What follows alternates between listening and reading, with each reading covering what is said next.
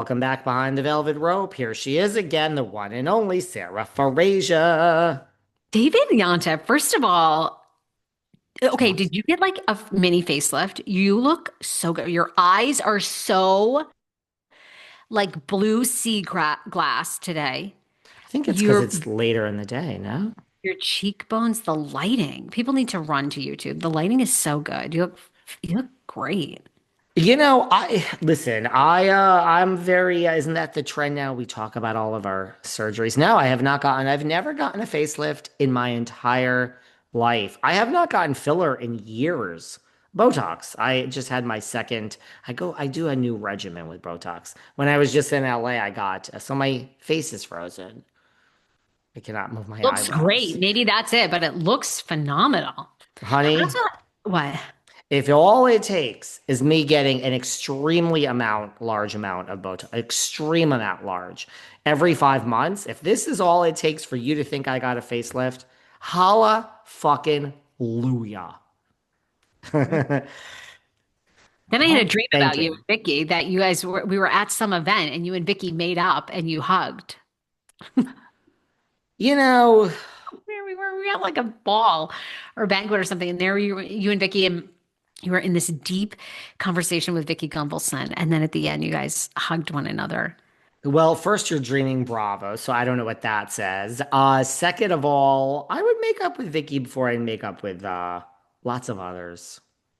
Yeah. Oh, wow, Vicky's on. Okay, I just interesting. I just find her if she just were honest about her thirst, she wouldn't bother me. Hmm.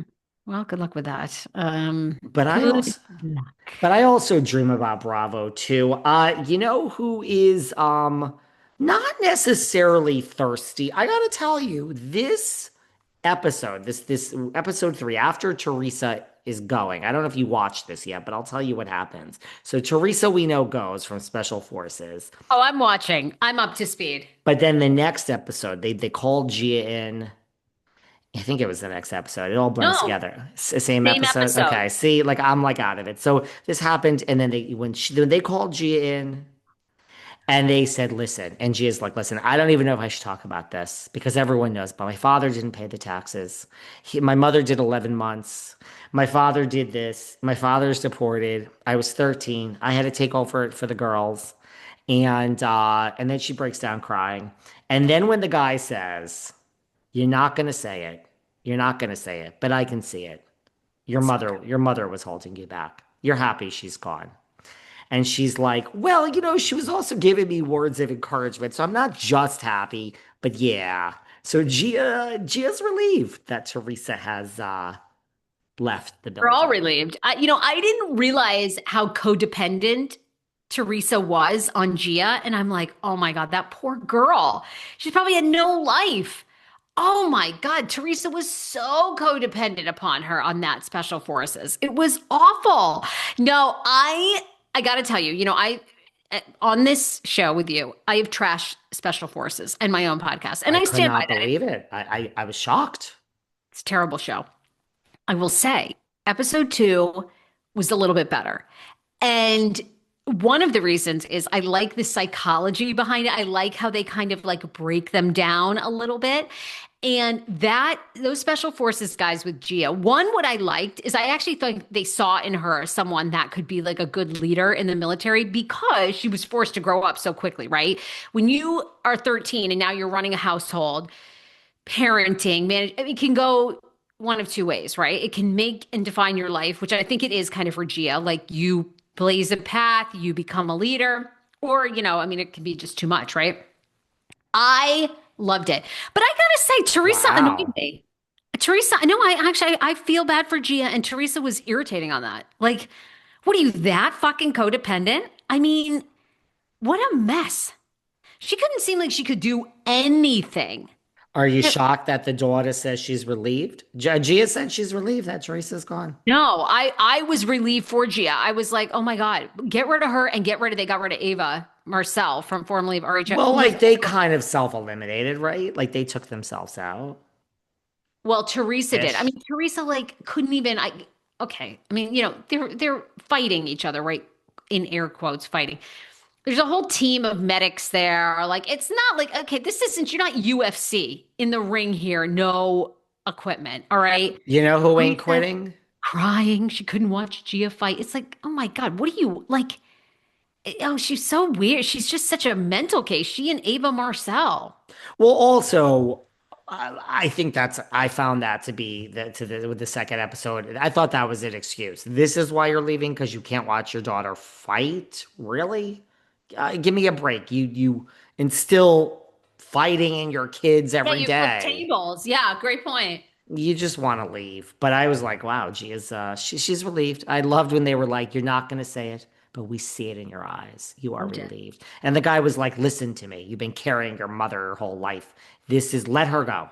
You are here. Toughen up. Get out there and take this far. They like Gia. They They like like G. Junior I G. like Junior G. I They think has like a good her. shot. Junior G is a bit of a leader. I like Could you Junior G. imagine? Could Eva, you imagine? goodbye. Girl, we lost three of our Bravo celebrities. Oh my God. Well, they're a mess. I mean, Eva like couldn't get through anything without, I mean, oh my God, sobbing and hyperventilating, nearly drowning. I mean, they're like, hold your breath. And she like inhales a whole thing of water and she can't, it's like, girl, come on. Like, they're not going to let you die on TV on this thing. I mean, it would be such a freak accident. She was a basket case. I love when the guy came and he's like, number 13. He's You're stealing from Meredith Marks. That's what she said on Salt Lake. She's like, it's not like they're gonna let us die. Like that's too much of a liability for the network. exactly. She was so over dramatic and again, I'm sure like part of it is by design. They make you sleep on these cots. It's uncomfortable. They want you to be uncomfortable, right? Because that's going to be good emotional TV. But she was terrible on it.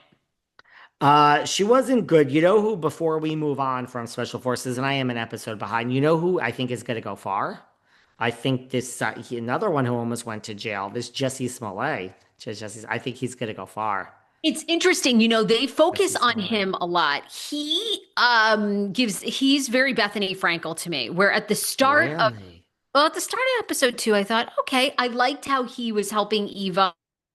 Seemed like a bit of a team player. But by the end, I'm like, this is the most self-absorbed motherfucker you've ever laid your eyes on. And he's a perfect actor because he does nothing but manipulate the scene to come back to himself and he's crying. And then he goes, I would like nothing more than to never speak about my hoax situation again. And it's like, well, okay, you idiot. You put yourself on a national TV show. Okay, but you don't want people to ever bring it up to you again. I don't know. Dude, you did the hoax. Like, I it know, ain't I our know. fault. I know. It's exactly. He makes it seem he drives me like it's such a Bethany mentality. It's like, right.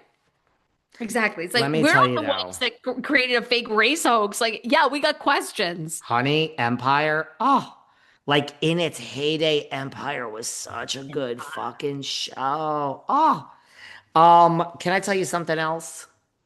Tell me. She's been doing a lot of talking. The RHOC executive producer, Alex Baskin, has backed Scheana Shay over Tamrat, Judge.